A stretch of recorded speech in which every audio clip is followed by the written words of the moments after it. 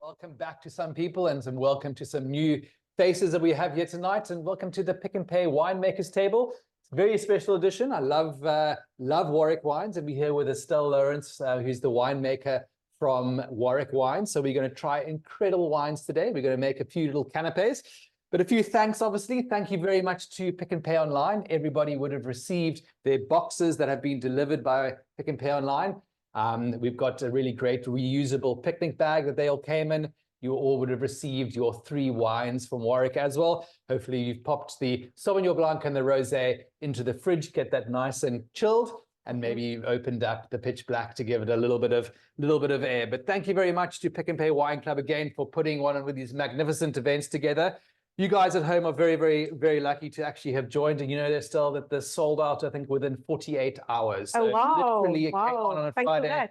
Cool. By Monday, everything was sold out. So very, very popular brand. I think everyone has been waiting to taste and also to meet you. My name is Jonathan Moldan. I am a chef, and I've been involved with Pick and Pay for many, many years, putting on some fantastic events, Pick and Pay wine festivals, Taste of Cape Towns, all these great events. And I'm very privileged to be able to be hosting these events and meeting some incredible winemakers as well. So Estelle, we've had some really good little chats before, very interesting. We've got a lot to chat about and a lot to entertain and educate our guests about. Warwick Wines, yeah, you are the winemaker of Warwick Wines, been there for a little while, obviously, and would you like to explain a little bit more about it? Yes, thanks for inviting us. It's always good to be here. So welcome everybody from my side as well. So yes, Warwick is well known, and especially for the trilogy. So tonight we're going to taste a couple of other wines as well. So Warwick being in Stellenbosch, the northern part of Stellenbosch, on the slopes of Simonsburg. So we are well known for Bordeaux varieties mostly, but there's some other wines in our stall as well. So I'm glad to be able to share it with you guys tonight. Yeah, absolutely. I'm sure everyone's chomping at the bit to get going on that as well. But obviously, before we do, want to explain 1 or 2 more things as well. We've obviously been delivered our boxes. Within each of those boxes are some canapé ingredients, things that you're going to be making at home. Following me, I'll go slowly to make sure that you all keep up. What I want you to do is just to take out all of those ingredients, lay them out on the table in their little categories, so we know once we start, we know exactly what those ingredients are. For the second canapé, we are going to be using a pan, so make sure you've got your frying pan and your equipment ready in the kitchen. We're going to be heating that up to about a medium heat halfway through the evening, so just make sure you've got all those ingredients and all your equipment ready as well. Another thing, also, do please keep your cameras on. We really do love to see what's going on. We've got a screen here. We can see everybody bustling around the kitchens. I've probably opened your wine already, having a nice glass of wine. So if you are, say cheers to us already. There are also some guys that have chosen the 4 boxes, which is a really good opportunity for people to get together on a Thursday evening with their friends and spend a fantastic evening tasting some incredible wine and hopefully making some really great canapes as well. So yeah, keep your screens on. We also are going to be running a little bit of a competition as well. So do take out your phones and make sure you're ready to snap away at your ingredients or anything, or your final canapes that you've made. You do stand a chance to win 300 Rands worth of Smart Shopper points. So we'd love to see that. You obviously must use some hashtags as well. So we're going to pop that onto the screen. Use the hashtag PNP Wine Club as well as hashtag Warwick Wines. Doesn't matter what the scenario is. Let's see your setup. Let's see you having great fun. And post those pictures. We love to see that as well. All right, so I think everyone's very excited to get into the first wine. What are we tasting this evening? Yes, so the first one is the dry rosé. Lovely. So let's have a bit in the glass first. Good stuff. So everyone hopefully has chilled their rosé. Obviously, we are on a bit of a chilly night as it is, and especially in Cape Town, very, very cold.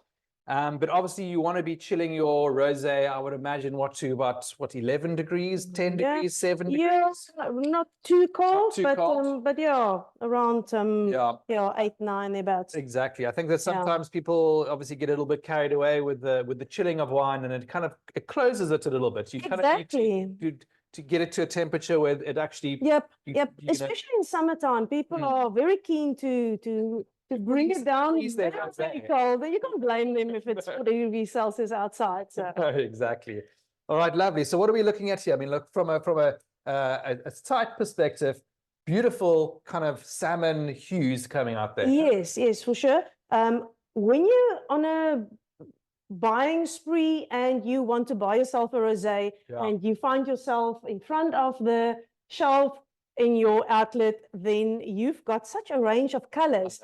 And there's definitely a perception, what people have in their minds, what's behind color. If it's a little bit darker, people tend to think it's a sweeter kind of wine. When it's a bit more towards the orangey side, I think maybe it's getting a bit old. But you know, there's such a big range. It's definitely not to say if it's a bit darker, it must be sweet. That totally depends on the winemaker, what he wants to put in his glass. And also the cultivars that we use. So this one is specifically from Pinotage. 100% Pinotage? 100% Pinotage. Okay. Yes. So, and we select Pinotage especially because of the sweet flavors that you get from it. With this wine, the idea is to have really nice, sweet flavors. It must be a fun wine. It needs to be light. The alcohol is not too high. We keep it below 12. Okay. So the Pinotage gives it that sweet flavors that we look. Yeah, exactly. But it's dry. It's totally dry. It's dry. Well, you know what? Let's taste it. So cheers. Welcome. Thank Lovely you. to have you here. Everybody, pour yourself a little glass of rosé. Take a good whiff of it as well. And really, I think that the flavors and the notes that we're getting out here are, you know, there are strawberries, there are berries. It is very kind of, you know, it's light, but it's not too overpowering. Yes. As I say, the emphasis is on freshness in this wine. It must be a fun wine, and the berry flavors definitely comes out. Yeah, 100%. And I think obviously rosé has definitely kind of grown in popularity. Geez, probably the last, I would say, 10, 15 years or so. Yes. And I think there's definitely a movement away from what people thought that rosé was, which was probably back in the day, 15 years ago, a sweeter wine. A sweeter wine, for sure. And the people that didn't like sweet wines, for them it was a no-no. And nowadays it ranges from totally dry, semi-sweet, and there's still the sweet ones for the people that love that. Yeah, absolutely. And there's nothing wrong with that either. It really is. It's about sort of where you are in your wine journey, and there's absolutely no problem with having a slightly sweeter wine. You know, it's something that you can sort of learn, and you can, you know, work your way through different wines. And sometimes a sweeter rosé is actually really, really nice. It's yes, you know, there's still definitely a place for it with certain flavors in your food. The sweeter style goes well with that as well. So it's not to say you have to end off in your wine journey by being a dry rosé drinker. Not at all. No, that's exactly that as well. And in terms of the color, how do we sort of adjust the color of a rosé? Is it generally from skins, or is it maybe adding some other pinotage of the red pinotage, or how do you actually get the color balanced? Well, the color is in the skins. Is it in the skins? It's in the skins, and pinotage tends to give a lot of color quickly. So that process of taking in the grapes and keeping it on the skins is a very, very short period, a couple of hours, and then you need to take it out. Sometimes the color is already a bit darker than what you want at that stage, but during the fermentation process, that color disappears. It's the least contact and everything that brings it down, so it drops out a little bit. So sometimes it's a bit difficult trying to gauge where you're going to end off. But with a couple of years experience working with the grapes that you work with every year, you know what to do. I mean, I have heard, and I don't know if this is true, is that sometimes when people do make, or what various different winemakers make rosé, is that they don't put any of the skins onto it, and then they just add a little bit of the red wine. Is that correct? Yes, you can do that. You can do that because then you can really pinpoint your color while you're taking in the grapes. But there's already color coming off as soon as you take in the grapes, because as soon as that berry breaks, color is released. So sometimes they just adjust the color if they want it a bit darker or a bit lighter. Okay, interesting. Well, I absolutely love this. I'm a massive fan of rosé, which I'm sure that a lot of people are in South Africa as well. I've spent a lot of time on the south coast of France, and we've drank some amazing rosés. But as I said, coming back to South Africa, I'm very surprised, because a lot of these rosés that we have in South Africa, to me, are very much on point, exactly just as good, if not better, then those kind of those rosés from the south of France Yep. actually really, really good. Yeah, lots of fruit in our grapes here. Yeah, exactly. So do please also, if you want to leave comments, if you want to ask us questions, please do so. If you want to ask Estelle any questions about the wine or any processes or anything about Warwick, please do leave us a comment in the comment box below. We'll be very, very happy to chat to you. We love interacting with our guests as well. So please do that. So, all right. So I think it's almost time that we're going to start actually doing the first canapé of the evening, something that we have paired, quite loosely and quite like, we enjoy doing these pairings. And, for us, pairings must be exciting and must kind of, we don't follow a vast amount of rules when it comes to pairing, which I think is something which is very important these days, that people, I think in the past were very hung up about what works, what doesn't work. If you should be doing this, that doesn't pair with that. For us, it really is about experimenting and trying new things. And, one of the things which we've picked here, which is a good example of that, is we're drinking a rosé. Let's do something using something pink, smoked salmon, fantastic. It might, it does work. We've got, smoked salmon, there's some certain amount of oiliness in it. There's a certain amount of creaminess. We've got a pink rosé, which is dry, something that is easily going to cut through creaminess. So just play around with things and see how it works, So what we've got, and what I want you guys to start off with, very simple, using some very simple ingredients. We've got our base of our canapé, which is a little seeded cracker. Super simple to do. You can either purchase them in store, pick and pay, or you can even make them yourself. So you basically can get some of a seed mix, which you can also buy in the health section of pick and pay.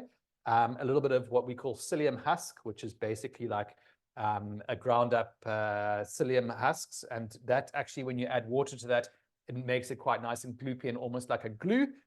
So you mix it all together, a little bit of salt, spread a sheet on a baking tray, pop that into the oven. I would probably say for about half an hour at a lowish temperature, and you end up with a really great cracker. These are lovely and perfectly round because we buy them in the pick and pay store. But the ones that you make, you can break up into big shards and stuff. So really great little base for any canapé. We use them a lot. And then what we've got here is we've got some smoked salmon cream cheese. So we're just going to take the tip off our little piping bag, just like that. And what we'll do is we're going to start piping that onto our seeded cracker. So we can just follow me if you'd like to. You don't have to do it in any specific way, but what I always like to do is I like to do lots of little dollops onto the cracker, just inside little dollops like that. When you're making canapés or you're doing any sort of plating on food, you always want to work with odd numbers. You don't want to necessarily have 4 dollops. You want to have 5 or you want to have 6. But it's also quite nice to make sure that it's not 100% uniform. It's not, we're not working in exactly. We're not German, are we now? You're shorting now one. I might short one. It's even now. Should we do that? There we go. There we go. Lovely. There we That was on go. the spot for that. Okay, cool. And now you'll also see we've got some other little tubs in there. You've got one which is white, this white kind of whatever you see here. But basically what this is, it's fennel. Yeah. I absolutely love fennel. It's got a really nice licorice dill kind of flavor. It works particularly well in salads. You can roast it. It's very, very versatile. It's a bulb. It's in season, obviously, in winter. So what we've done is we have taken that bulb and we've thinly shaved it. And what we've done is we've just added it to a quick pickle. So by pickling things, you also are conserving it. So you're giving it some shelf life.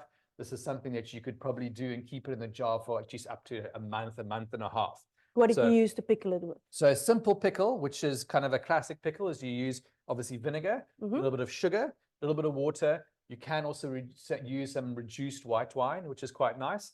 And then any sort of additional flavorants that you want to use. You can use some bay leaves, you can use some peppercorns, you can use some red peppercorns, you can use some thyme, you can even use some lemon peel and anything to kind of just give it an extra flavor. But really nice thing to do at home quite well. Okay, so all you need to do is just take this pickled fennel bulb, and I'm just going to do a nice little dollop on there as well.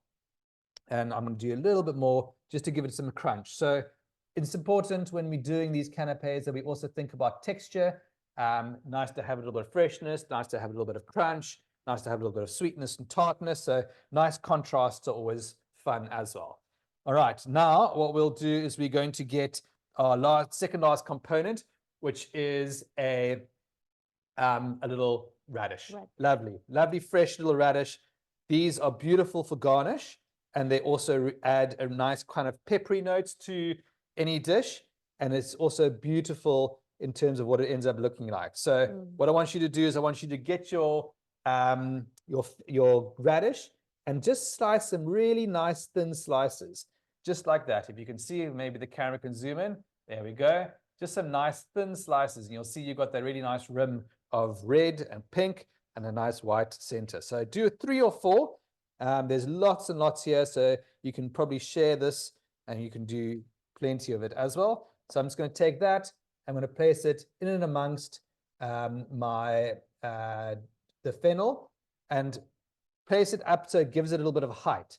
It just makes it quite a nice, interesting little canapé where you can see different heights that are working around there. So pop that in the middle, really, really good like that. So good to look at as well. Nice to look at. Exactly, exactly. And then the final component of our dish as well, what we've got here is we've just got a few little strands of some confit lemon peel. So this also, you really don't need a lot of this. This is really quite nice and pungent. So we're probably only going to use 2 little strands on here.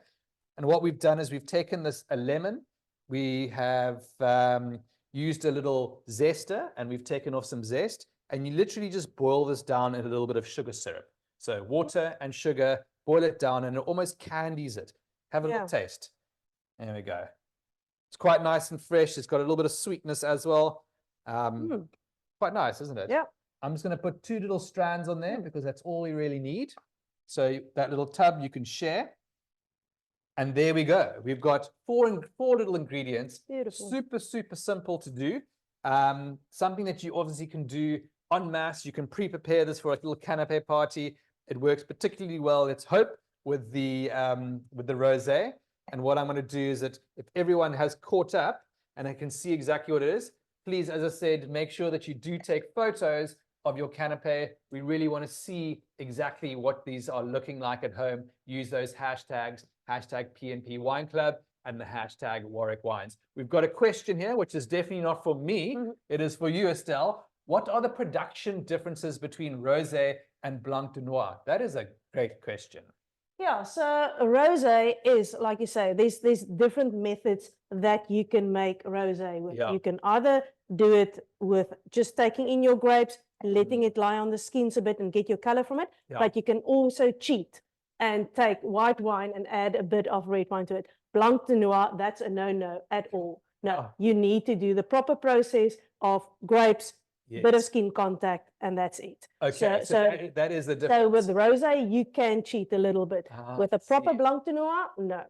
That's so interesting. So if you have a Blanc de Noir, you know that color has always come from the skins. Yes. Okay.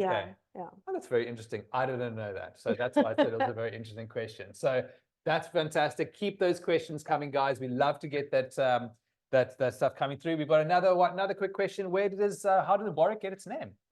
It comes from the previous winemaker and owner of Warwick, Norma Ratcliffe. She came from Canada. She's a Canadian woman. Okay. Yes, and Warwick was a name that was familiar to her, and they called it Warwick. Okay, interesting. And obviously that story carries on into all of the ladies. I mean, we always hear Warwick and ladies and First Lady. The First Lady. And what are the blue lady? Blue lady, white lady. We've got a black lady. We've got 3 Cape ladies. Lots of ladies. And we've got a lady winemaker. There we go. Fantastic. There we go. Okay, good. Cool. So I think it's almost time that we did our little bit of a pairing. What I want you guys to do is to take a nice, good sip of that rosé and work it around your mouth. Kind of get it coating your mouth. And then I'm going to hand this to Estelle, who's going to taste of the canapé. You can have a little bite, or you can throw the whole thing down. Oh, that's Let, not fancy. let the canapé kind of roll around in your mouth as well. And what's interesting when you do this is you can kind of get those notes that I think that the rosé are offering. A little bit of a citrus notes in there as well. It's got some roundness.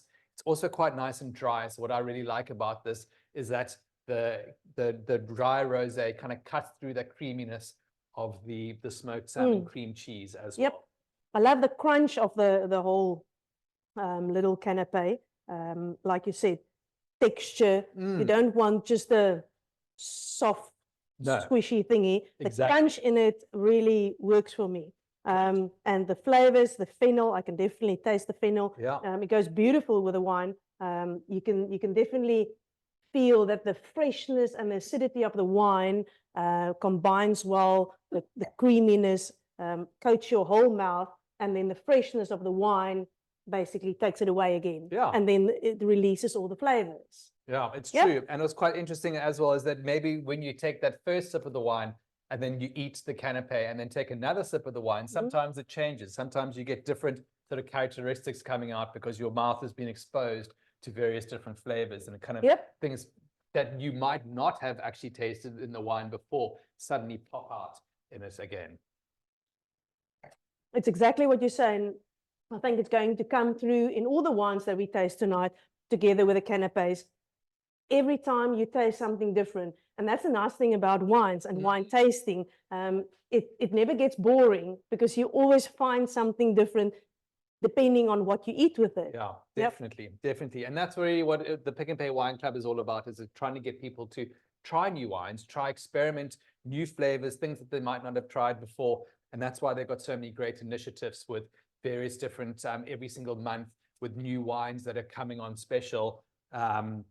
Obviously 20% off different wines every single month, hosting these great events and also exposing you to some really good wine festivals. It's just about really trying to broaden your horizons and trying new wines. And yeah, we're very lucky to have you here today, because we've got some incredible wines on our way as well. We've got the next one, which is very, very interesting as well. I am, as I said, I'm either a very big Sauvignon Blanc drinker. I love fresh wines. I love wines that are kind of zesty. They've got a little bit of fruit into them. And for me, this wine is one of my absolute favorites. So it is the Warwick Professor Black. Professor Black. Professor Black Sauvignon Blanc. Exactly. All right. So 100% Sauvignon Blanc, obviously. 100% Sauvignon Blanc. Nothing blended with it. Yeah. It comes from two different blocks on the higher slopes of Simonsburg. So it's a wine where we try to find a balance between your greener styles and your more fruitier styles. You get quite a couple of styles of Sauvignon Blanc, but that's the two main ones. Either fruity, cheerful and fruity, or a bit more intense green flavors. And we want a combination of both.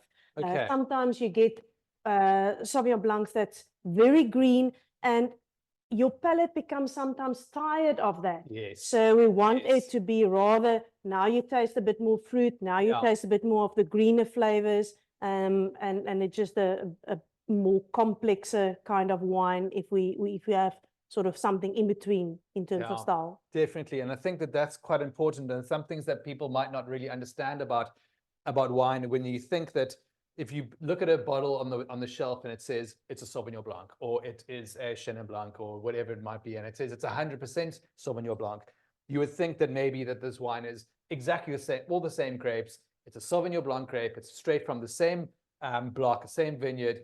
It's processed, it's bottled, and that's what it is. But really, that is not the case. Even though it might be a Sauvignon Blanc, it's still a wine that has been blended with various different wines from different blocks, which have different characteristics, then to make a well-balanced wine. Yes, for sure. And that's why when you in the vineyards and at the stage where you're actually planning what you're going to plant where on your farm, you don't just stuck all your Cabernet Sauvignon on one slope and all your Sauvignon Blanc on one slope and all your Chardonnay on one slope. Because you want that complexity. You want grapes from the same cultivar that's grown bit higher, a bit lower, Yes. to get complexity, and also for logistics.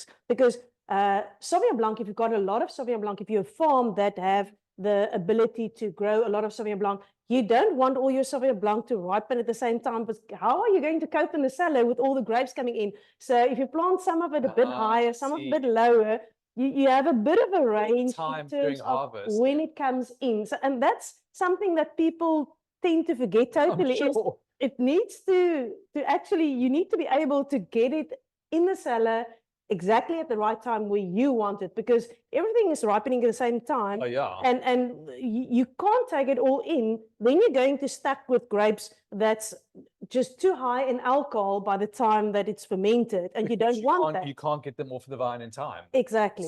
So in terms of a harvest, which is quite interesting, which I don't quite understand, is that how do you know the exact time that you need to pick those grapes? Because if you start leaving those, a week, days later, that be too late? Yes, for sure. Because as you say, we want to be able to pick it at optimum ripeness. So we go out in the vineyards in harvesting time and we taste and taste and taste together with the GOES analysis, but more importantly, the taste. Yes. And also how the grapes looks at that stage. Yes. Because if it's still not ripe in terms of the flavor profile, but you find that there's a lot of rain coming, and you know you need to take it off earlier because it's going to start rotting before you can actually get it ripe. That also plays a role. But in a perfect world, you just go out and taste and say, okay, maybe in 2 days I'm going to come and taste it again. Sometimes you taste it daily and say, okay, now we need to pick. It's all systems go. Yes. It's go. And also, when you've got a block of vineyards on the farm, you don't pick all at the same time, that one specific block. Well, sometimes you do, but people want to have complexity as well. And if you've got the ability to bring it in at different times, then you go and select a certain portion of the vineyard. Maybe it's a part of the vineyard that's a bit more denser, because in South Africa we've got such a lot of different soil types. Yes. Even in 1 hectare, in a 1 hectare block. So and that brings differences in your vineyards. You find that one area might have a bit more clay in the soil. Yes. So it's sometimes a bit denser, or otherwise a bit more sandy. It's not as dense. That's definitely going to ripen differently. Yes. And you don't want to just pick everything at the same time. You go and try and pick, if you've got the availability in the cellar, to bring in smaller portions, and that also brings complexity. Yeah, it is amazing. It really is. This whole, I must say, over the last 3 years that I have done this Winemakers Table, I learn stuff every single time. Yeah. And it's really, really interesting to talk to you about these kind of things, because there's a lot of things I really have never heard or really understand about that. And I hope that you guys at home really are also learning quite a bit about this as well. An absolutely beautiful Sauvignon Blanc. This is, as I said, from what I'm tasting, it's a really great balance between having a little bit of fruitiness, but also having that little bit of, I would say, minerality, a little bit of kind of, a little bit of greenness. It's very, very, very light. It's also really, really got the nice fruitiness to it. So very well balanced. It's a very, very nice Sauvignon Blanc. We've got two in the range. We've got a First Lady Sauvignon Blanc and then the Professor Black. And the difference between the two is that with this, the focus is on Stellenbosch grapes in the first place, but also a different style, where the First Lady one is fresh, cheerful, fruity, light. We try and get it a bit low in alcohol. This one is definitely more emphasis on body and texture. Texture in your food, texture in the wines as well. And that we get from letting it lie on the lees for a bit longer. Okay. Don't rush it in the cellar. After fermentation, it lies on the lees until June. Normally around July, we start thinking about bottling the wine, taking it off the lees. And that brings more sort of a roundness in your mouth with this wine. That's what we aim for with this wine. Yeah, absolutely. It's delicious. It really, really is. So I think that from a blending perspective, obviously, we were talking about oaking different wines and the differences between the different actual cultivars as it is. So I think from a Sauvignon Blanc grape, there is definitely a full flavor within the Sauvignon Blanc grape. So that's maybe why it doesn't necessarily need to go through the same processes as a Chardonnay, which generally gets a little bit more oaked, because maybe the Chardonnay grape as it is doesn't offer as much flavor as a Sauvignon Blanc. Yes, for sure. You definitely can taste it already in the vineyards. When you go and taste Sauvignon Blanc in the vineyard, you can taste. It's greener flavors. It is Grenadella that you taste. When you go and taste Chardonnay, you get a little bit of that citrus flavor, but not such a lot. So, and that comes out of the fermentation process. While with Sauvignon Blanc, it's already there in the grapes. So very, very different, the process, how we approach. And it's not to say that you're not going to oak a Sauvignon Blanc. There's definitely a place for that as well. And that creates a totally different style. And the same with Chardonnay. There's unoaked Chardonnay as well. And it's a lighter style, a fruitier style. But mostly Sauvignon Blanc, because it's so fruity and flavorful. Grape already. Exactly. Doesn't need wood to carry it through. Yeah, absolutely. Well, this is great. It's cool. So we're going to also got another question. Love this question as well. Has Warwick ever done or considered making a Blanc Fumé style Sauvignon Blanc wine? There definitely was a blend of Sauvignon Blanc together with Semillon, and it was named Professor Black. For a while, there was a Professor Black Sauvignon Blanc that was in this style. And then it changed to a Sauvignon Semillon blend that was wooded. So, and that was an absolutely beautiful, beautiful wine. For now, we are happy with the range as is. Sometimes as a winemaker, you want to experiment the whole time. And it's not to say that there's not a couple of barrels of Sauvignon Blanc in the cellar. Not at all. They're there. And sometimes it goes into the blend, sometimes not. If it goes into the blend, then it adds a bit of body to the wine. So we experiment the whole time, but as a wine on its own, we love this as it is. And the wines that's in barrels, or if you have a bottled wine, Sauvignon Blanc, that's wooded, it's got sort of people have got the idea that those wines you can keep longer. And that's not necessarily, it's something that I've been advocating for a very, very long time, is people don't just drink your Sauvignon Blanc so early. Keep a bottle, couple of bottles, put it away. I'm drinking 21 Sauvignon Blanc at this stage, Prof. Black Sauvignon Blanc 21 at this stage. Haven't drank a lot of the 23 yet. I love my Sauvignon Blancs to age a little bit. It just brings a bit more complexity to the wines. It's not necessarily to say it's going to work with all the Sauvignon Blancs. If you do that, there's sometimes going to be a bit of disappointment, and sometimes, oh wow. But interesting though, that's the thing. So even, you know, if it's a good enough wine and it's got a little bit of ageability, it will change. It will, you know, it will take on different characteristics. It certainly won't be exactly the same, and maybe not that's what you would expect, but actually taste it anyway. Taste a little slightly older wine, a white wine, maybe that is 6 years old. Try it out, and you'll actually see that it changes. It might not be exactly what you expect. It's certainly not going to be bad, but the characteristics are going to change. The color will be slightly darker. It'll have much more maybe of a stone fruit kind of flavor. Much more kind of richer, but try it out. It's really interesting. It really is. Okay, what have we got here? So, well, as I said to you guys, you are going to be using your pans in your kitchen. So make sure that you have got this over here ready to go. We're going to just turn it on and make sure that your pan has got to about, I would say, a medium heat, not too hot. You don't want to burn any butter. But what we got for our first canapé is we've got a little mini pizzetta, which is basically we're using a little pita bread, but what we're going to do is we're going to toast it in a pan with a little bit of butter. It's going to become a little bit of a toasted side of things, and then very much based around some pizza flavors. It's a little mini pizzetta, which is kind of like a mini pizza. So inside your box, you'll find also some butter. And what I want you to do is I want you to put that into the pan.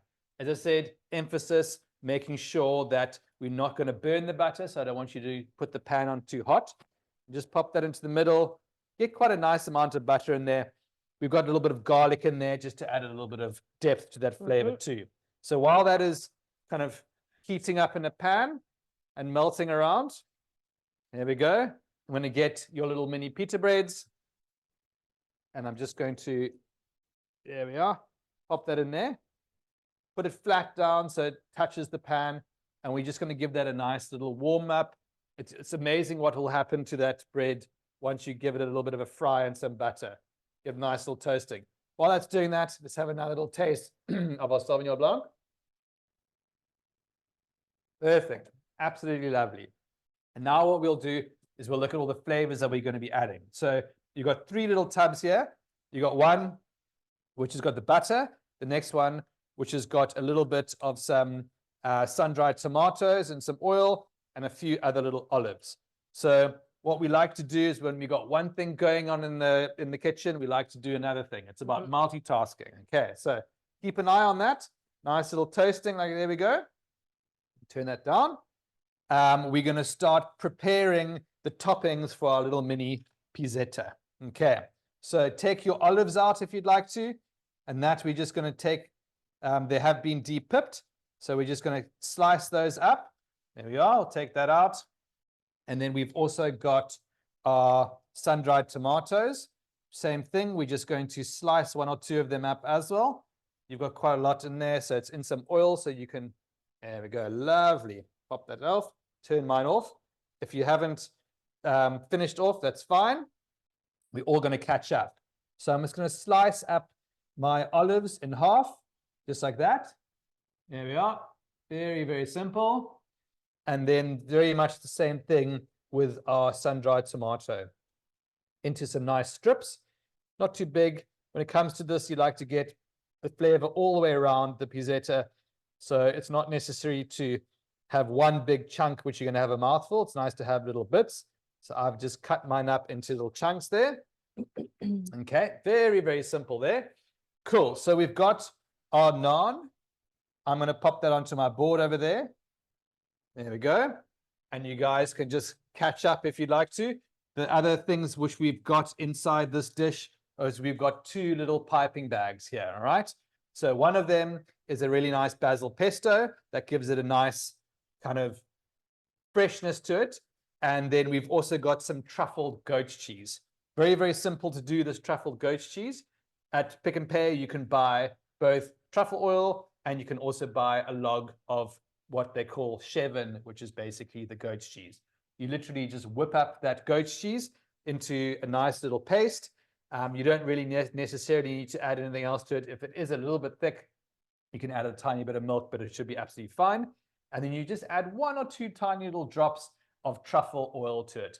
Super simple. It just adds a kind of a bit of a, I don't know, I would say like almost like a mushroomy kind of flavor to it. Something slightly different. Okay. Oh, bread smells delicious. Yeah, that's the garlic bread. It's nice and toasted.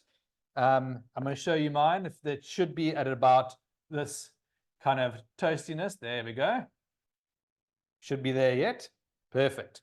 Cool. So as we're going to follow slowly, we've got our truffled goat's cheese. And I'm just going to, same thing as I've done the other ones before, just nip off the end of our little piping bag. And very similar, do anything you want. If you want to do zigzags, if you want to do some little dollops, you can do that. I'm going to do also some more little dollops around there, but some nice bigger ones, I think, this time. There we go.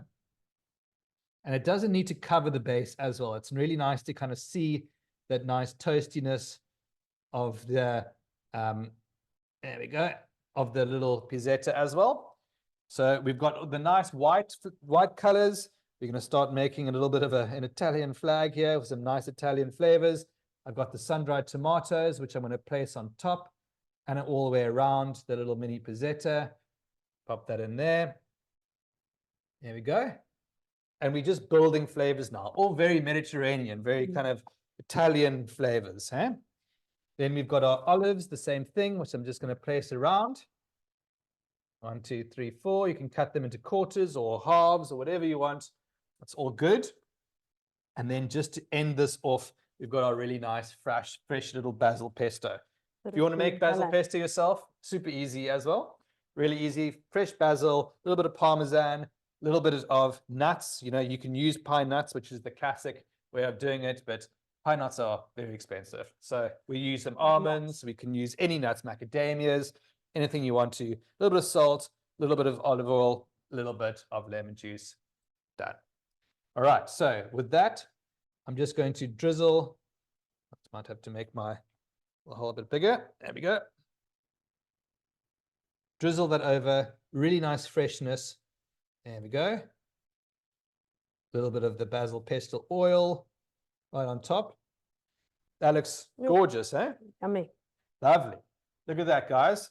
So also have a look at that as it gets closer. I'm going to show you that.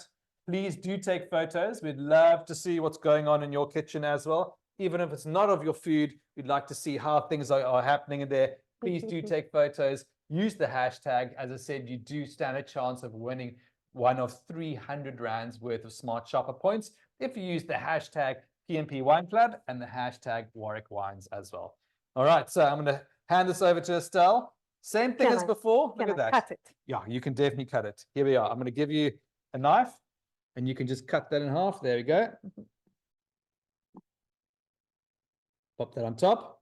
Cool. Nice flavors and nice colors, I think, as well. So same thing, everybody at home. Take your Sauvignon Blanc, give it a nice swirl. Let it coat your mouth. Really beautiful flavors are coming through there as well.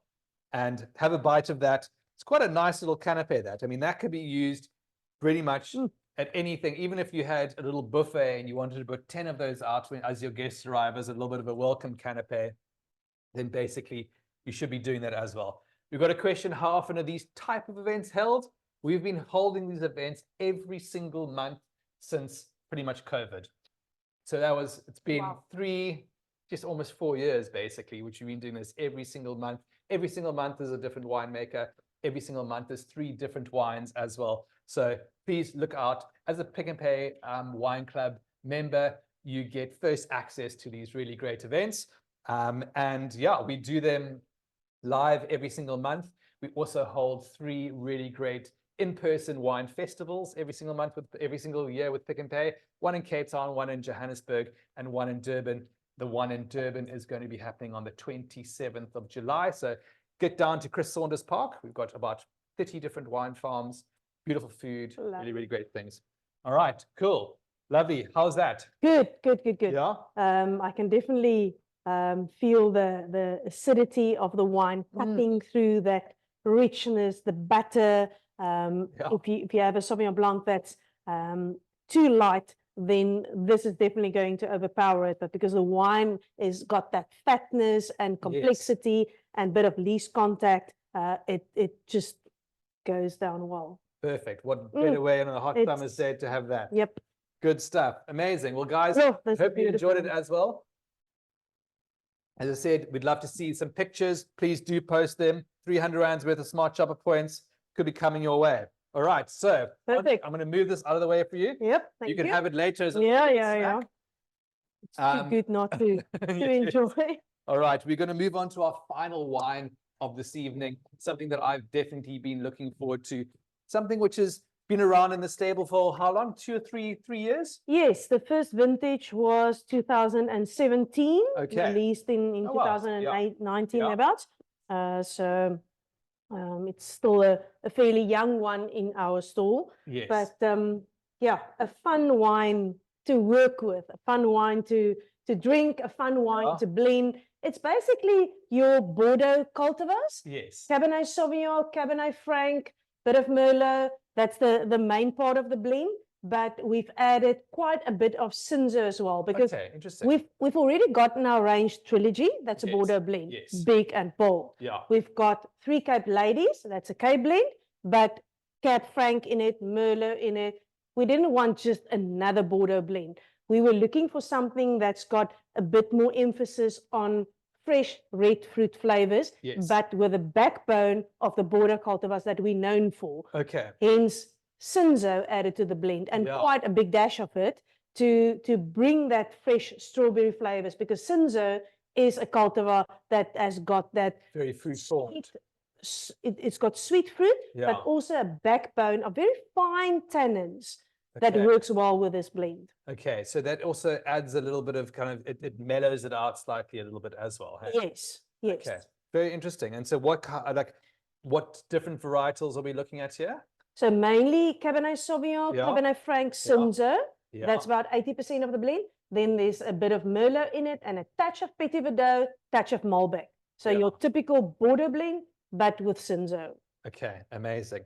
All right, we've got a question here, which is also definitely directed, not directed at me. When was Cape Blend recognized?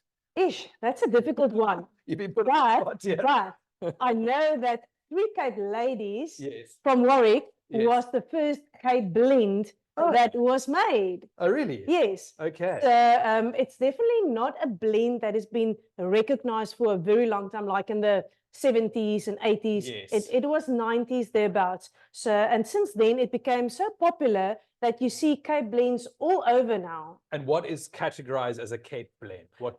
It needs to have pinotage in it. Okay. Yes. Okay. There's no certain percentage in it. Earlier it was said around 30%, but nowadays it's still, as long as it's got pinotage in it, it's there. Okay. All right. Perfect.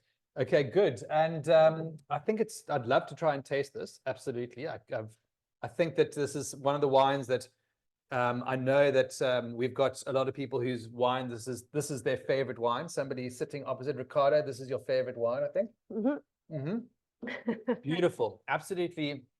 It's still got that quite a bit of that boldness in it as well. But it's very, very easy. It's very, very it's something that you would think that it's complex enough, but it's also very, very easy to drink. Yeah, you always have that thing about where by the time that you sell your wine, you want it to be accessible, easy drinking, but you also want people to be able to put it away for a couple of years. Yeah. And some of the wines in our range, you can put down for 10, 15, 20 years. So you have to find the perfect balance between the two, because some of the bigger and bolder wines, like the Trilogy, a 21 vintage now, I won't say it doesn't taste nice, but you're going to chew through it. Really? Because it needs that time to soften up. It's always a thing of, is it ready for the market or not? Yes. And this one, I think we get it right with, by the time that we release it, it's perfectly, it's smooth, soft, but you can still cellar that for 4, 5, 6, 7, 8 years, because it's got the backbone of the Cabernet Franc structure to keep it together. Okay, very, very interesting. Good stuff. All right. And so this obviously, this could pair beautifully with a lot of different dishes. And I think that's something which is obviously the most thing that people would obviously first come to is something which is maybe some lamb, maybe some beef or whatever. It would be perfect, with that. But what's also quite nice if we end off with something slightly sweeter, something that sort of accentuates with the berry notes, I think, as well. So what we've got is something which is very, very simple for you to do at home as well. You've got 2 little puff pastry sheets, and this is, I love to do this because what this is basically, it's called a millefeuille. In French, that means a million feathers or layers, basically. And so what that is you'll see these tiny little layers. You just get puff pastry from the pick and pay store. You press it between 2 sheets, so you've got a nice sort of compacted bit of puff pastry, and this can become the base of anything. Also, as you said, with all these canapes and everything that we do, we try to keep things as simple as possible, but using some really great products as well. So what this is here, we've got some black currants and some plum, coulis or some gel. Any sort of, I would say red fruit would work perfectly here too.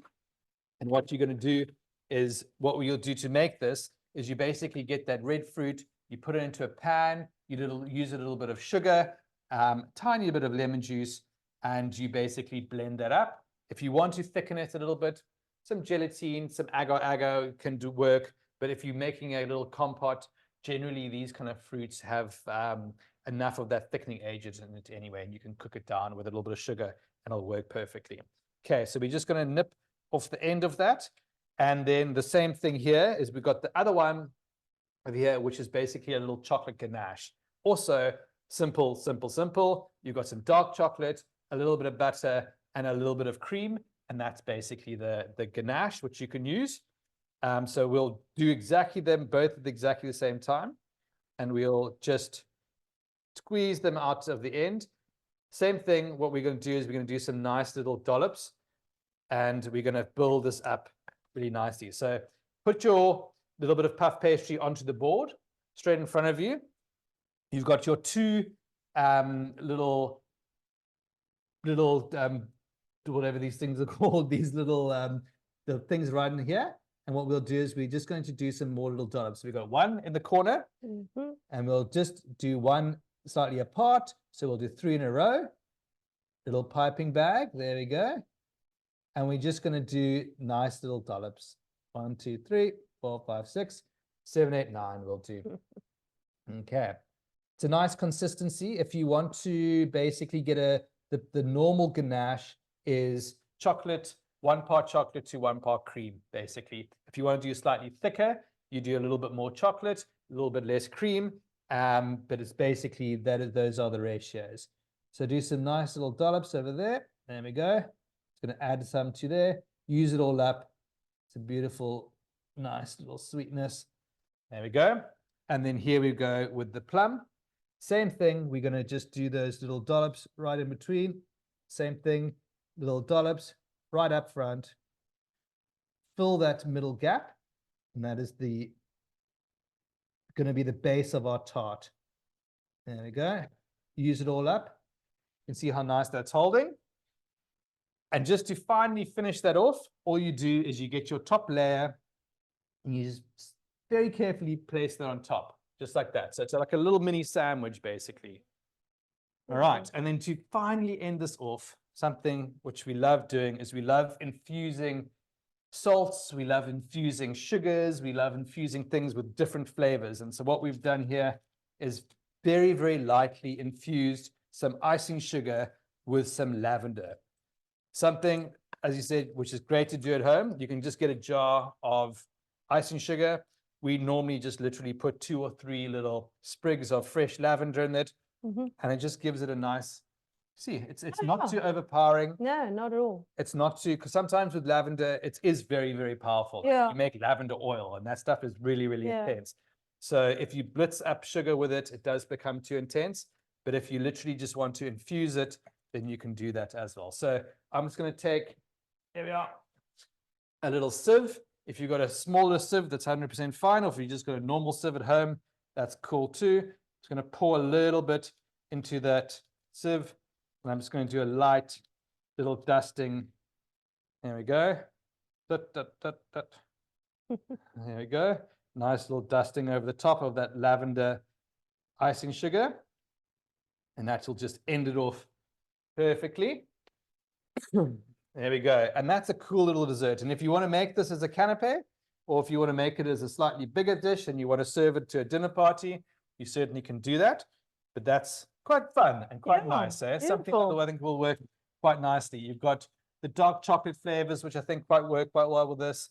A little bit of that plum and red fruit coulis, a little bit of a gel, and some nice lavender. I think you're getting a little bit of lavender here when I'm exactly. That's something that I've picked up, the flavors. I mean, lavender I wouldn't have paired originally with a dessert. It's normally something that you keep for meats and stuff.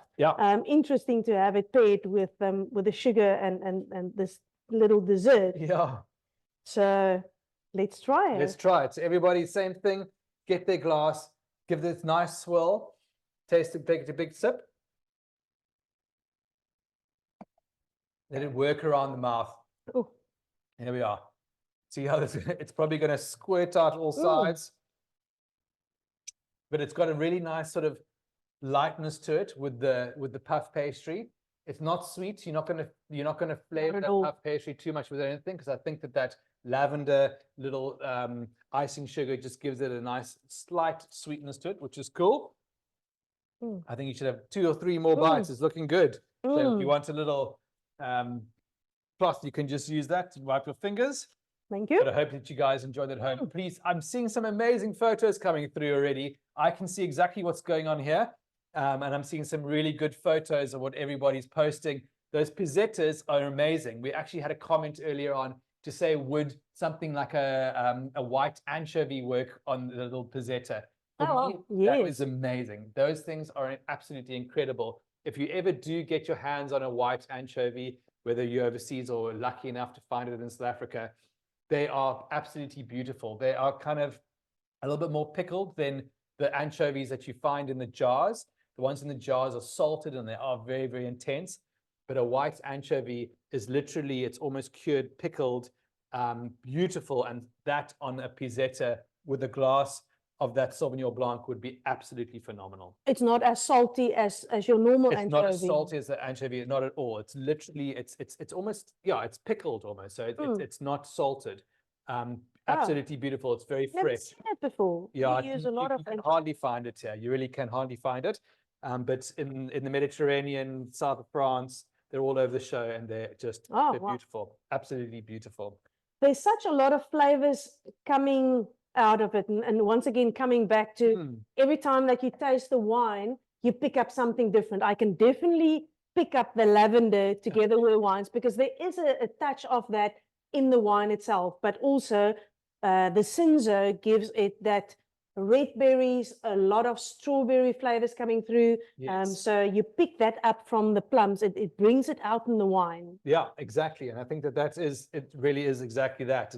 It's about pairing a wine with something with the food, which kind of just makes those flavors of the wine pop. Yeah, I think that's what's happening here. You know, sometimes I'm a bit hesitant to bring sweet flavors together with red wine. I actually don't like it at all. Yeah. It was one of my worst nightmares. Yes. At the end of a wine dinner, now you have to pair one of your red wines with a dessert. Yeah. And Pinotage mostly, yes, it's better together with a dessert than a Cabernet or a Shiraz. But still, for me, it was always a very difficult one. Yes. But somehow, I don't find that the sweetness in this little canapé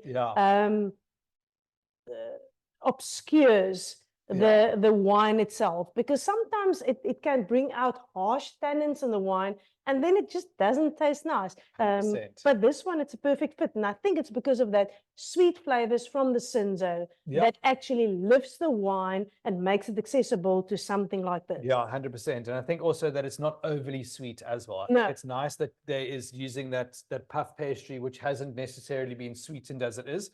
And it's also with the berry, it's not super sweet as well. There is obviously the chocolate notes, which is more of a richer flavor that's coming through. But yeah, as we've always said, try things yourself. Try it out. Whether it's dessert, you might like it, you might not. Whether it's with a great steak, whether it's with a lamb dish, whether it's something quite nice and mushroomy, which would probably work quite well here as well. Yes. Something quite earthy would work quite well.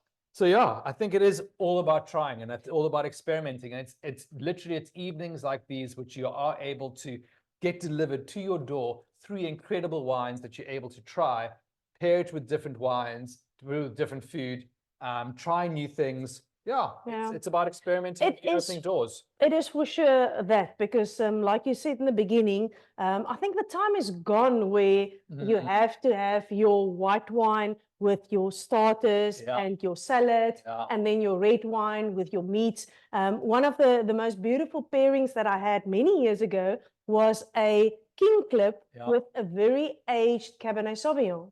It was interesting. Really? It wouldn't have worked with the younger version of that. Okay.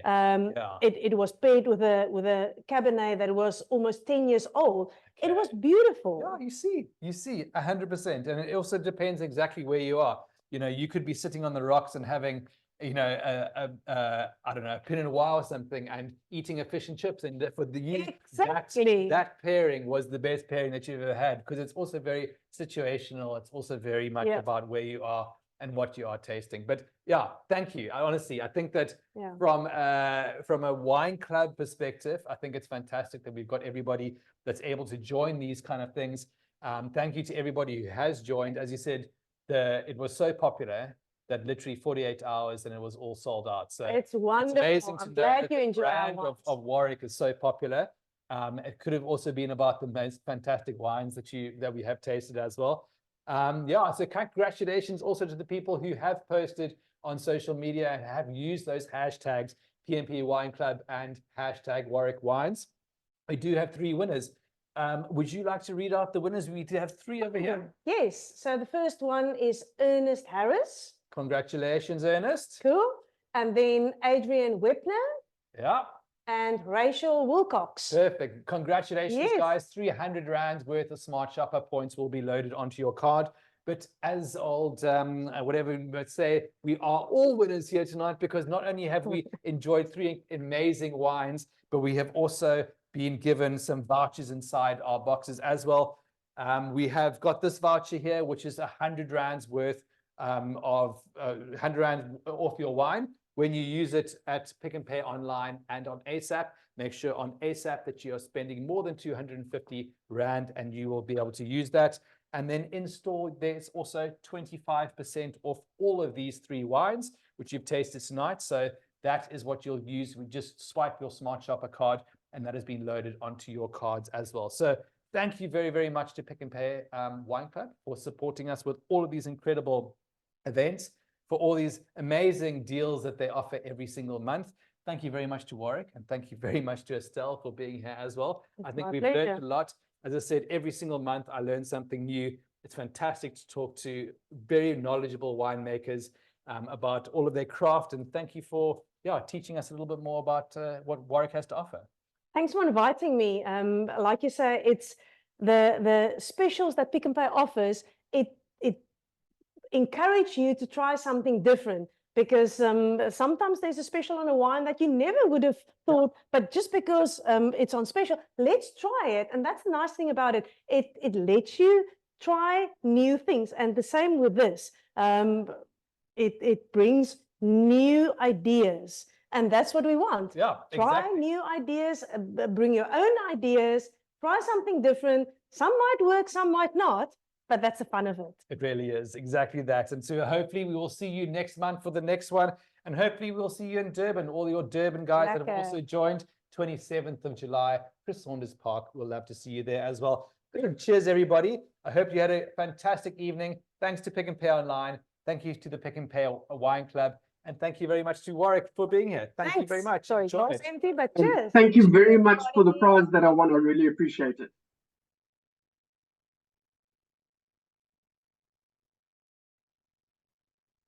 Man, that was awesome.